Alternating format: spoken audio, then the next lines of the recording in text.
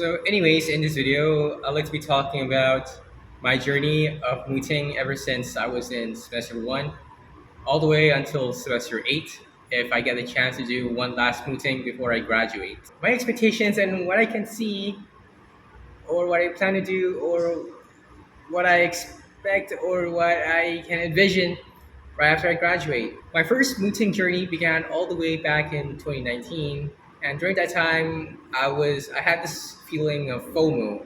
I think everyone knows about this term. FOMO stands for fear of missing out. And I thought to myself, as a law student, it's one of an obligatory, mandatory thing that I have to undergo, a process that only the best or elite law students should undergo in order to become the best. So I thought that perhaps by entering into mooting since Sem 1, I have the chances of being someone who is famous, someone who is looked up upon, someone who is able to elevate their status and position in life to enhance the quality and standard of life generally. So I began entering my first mooting back in 2019, which is called as a Dean's Cup. It's just the internal mooting competition, and it's about, if I'm not mistaken, it's about defamation. And in the meantime, there was also a subject specially dedicated for mooting in Sem 1. They only began doing that kind of subject since Sem 1. So during that time, I was the first batch to undergo the mooting subject in semester 1. And from there, my passion for mooting became larger. In semester 2, I think before semester 2, I contacted Sir Irwin, and he's the person responsible. He's sort of like the coach, the person who's managing and coaching and training law students in order for them to be prepared upon entering into multi competitions. So I had an audition with him in semester two through Google Meet. And during that time, I still remember that the person auditioning me was Sir Irwin, Warda Yunus, and another, like a senior that I can't remember who she was. And during that audition, I had myself and Alia, who were among the auditionees. And luckily and fortunately, I was selected to be part of the mooting squad or the mooting team. And from there on, officially began my mooting career. I will have to admit and acknowledge that throughout my mooting career, it has always been a bumpy ride. There were ups and downs. There were times that I was depressed. There were times that were the, you know, happy moments for myself. There were times that I regretted things, and there were times that I wished I could improve upon.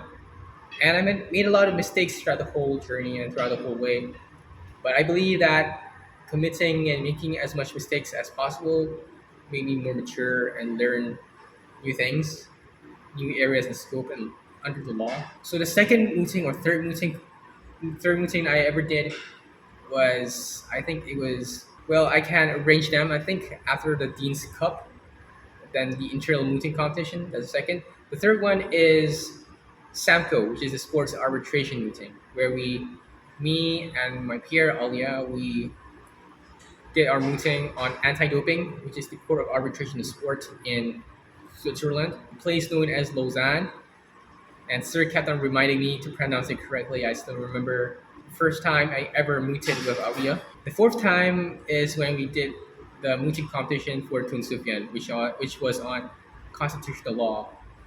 I believe, I can't remember, but it was Suffian, and it was a constitutional moot court, and we fought on the issue of, I can't remember what it was about.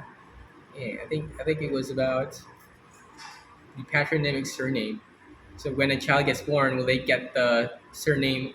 I mean, the patronymic surname of their father. I think that was what it was all about. My fifth mooting was KL Bar Moot, and this time I did it with Farrisya. Farrisya, to me, I think she is, an amazing mooter to me. She's done lots of mooting, and this semester I just found out that she went for the semifinals or finals of AIEC, the Pre-Vis Willem competition. AIEC. She's very, wonderful to work with. He's very patient with me and more mature than me, I would say. So me and Farrisya, we entered KL Bar Moot, and this time it was about this corporate legal entity, whether a company could have the religion of Islam, and we also talked about whether the laws were unconstitutional, whether it was in contravention of Article 8 and 10 of the federal constitution. I still remember vividly of our time doing the KL Bar Meet, and I think there was already five. And then after that, we did our Pre-Vis Willem C competition. This is my first time doing it, and Farisha has already done it the second time this semester. It was about the sale of goods on the CISG, the Unidroit and Ucitral rules. It's an arbitration competition, and then that was that was the sixth moot I ever did. The seventh moot is I did Law Asia, and Law Asia I did it again with Alia and Intan. I don't know if I told everyone before. I used to make a controversial video about me explaining my so-called terrible situation back in Suffian, or was it Samco? I can't remember. Where I had problems with other teammates during that time. I made a huge blunder, a huge mistake, which was among the most well, which were among the most controversial things I ever did back in UiTM Shah Alam. Just to name a few. It was because during that time for Sufyan, I blamed myself. Not I didn't blame myself for the loss. So during the competition, all I thought was all the blame should be pinned on other people, and I never evaluated my own mistakes. What were the wrongdoings I've done? What were my own weaknesses? But I kept on focusing on the wrongdoings and the weaknesses of others and blame others for our defeat. And that is something very immature and very bad of me of doing. I never learned my lesson. During that time, I was also someone who wanted. I had so high expectations of winning. I had so much expectations. I really wanted to win. I was very bossy, and I pressured everyone to do more and proper, in-depth, thorough research to the point that I looked like a jerk. I was totally an asshole during that time, and right here I am admitting it all on video. I was very, I became more responsible and accountable for what I do, and I believe this is a life lesson for me. Committing and doing these mistakes is what really propels me further to learn and what are the things that I should avoid and prevent from doing from now on again in the future. Wow, that was the seventh. That was only the seventh meeting. I think I mentioned it was Law Asia, and finally the eighth meeting competition that I ever did was Philips Jessup, which was very recent that I did last earlier this year in 2023. The cat woke up, and this eighth meeting, what I did was we focused on international law.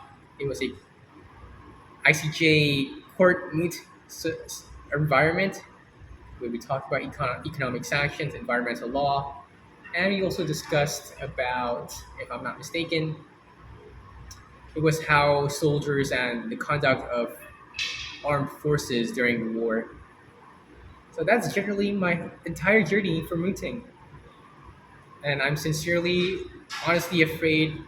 I'm very nervous, and I have this really high anxiety attacks. Just now, this afternoon at 12 today, around 1 p.m. today, Sir Harris, he's our ethics lecturer, and he came in and he talked about all the unfortunate circumstances and how hazardous and dangerous it was to enter upon the chambering life after you graduate. And I feel very nervous, and I was shocked about all the bad things, all the consequences and repercussions of a single act that a privileged student can ever do during the chambering, which can be very fatal to one. I heard many stories about what Sir Harris told us in class, and I feel very pressured. I feel afraid of doing chambering once I graduate. Gotten to the point where I feel that I don't even want to do pupillage anymore. It's very ironic because I was very passionate before Sir Harris told us all about the dangers and do's and don'ts before doing chambering. I applied for screen. I don't know if I will be ever get a chance to enter into screen. I did my online written assignment 2 days ago with screen, and if they're satisfied with my essays, they will call me in for an interview. I don't know when will they call me for an interview, or we'll see how it happens. But yes, generally I'm very afraid. I don't know what's going to happen to me once I graduate and enter into chambering. Learning and committing a lot of mistakes while in degree has already opened up my eyes to not do those same things again. So something similar when I do my pupillage. I hope that I will do as much research as possible, know more of the do's and don'ts before doing my pupillage. I hope I have a really good master who is willing to teach me, give me all of their advice, all of their experience, and hand it all down to me, so that I perhaps will inherit those experiences and skills and talents while I'm doing my chambering there. And I think the biggest problem for me is to control my anger, become more patient, be more diligent and more meticulous in my work. I want to envision myself, and I like to be the person who can wake up earlier in the morning and sleep earlier at night, so that I can come to work early and finish work on time and go back when it's appropriate to do so. I think that's one of the things I'm lacking is to be more punctual, wake up early and go back at an appropriate time. I think that's something that I'm like to work on, because going to screen or these big law firms, we don't really have much time on our hands to do the things that we love to do, like going to the gym. I wish that there is a work and life balance in screen or in anywhere that I apply for my pupillage once I graduate. And yeah, to top it all off, I feel that this might be my last semester to do mooting. I'm planning to do the Bornean Cup mooting competition before I ceremoniously end my law school journey. And I really hope that I'll get an interview. If not, I hope that I get a better law firm in the future where I can focus and perform well in my personal growth and learn more and more things. And to finally end this video, I just want to express my gratitude and appreciation for everyone who were involved in my music competition, starting all the way from Sir Irwin, the first person to ever help me enter into mooting. I want to thank my seniors, Warda Yunus, Amir Champ, for being such a great inspiration to me, the person who motivated me to enter into mooting competitions. They've displayed great fortitude, they've displayed great immense passion in mooting, which encouraged me to do mooting in the future as well and become among their ranks. I'd like to also thank Alia for her patience and dedication, Alia Anisa for putting up with my antiques, for being patient with how I acted and treated her very poorly and badly in the past. Yeah, I believe Alia is a very hardworking person. Despite the problems we had with each other, I think that Alia has done her very best. Someone who is also diligent, someone who is also has a very bright future in front of herself.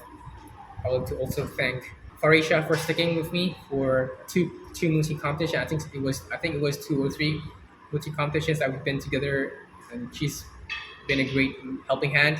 And lastly, I would like to also thank Intan Nazira, who had been my mooting teammate as well throughout my whole mooting journey. She's very someone who is very hilarious. She has that humor. He's very funny, and he never fails to leave a good impression upon all of us. She never fails to make us laugh. She's quite the comedy herself. That's how I will describe all my teammates so far in our past mooting competitions. Thank you so much. Thank you for all the good and bad memories I've ever had for mooting. It's an enriching, memorable, and sweet. It's something sweet that I'll never forget. Wonderful, fantastic time that I ever had during my whole entire mooting journey.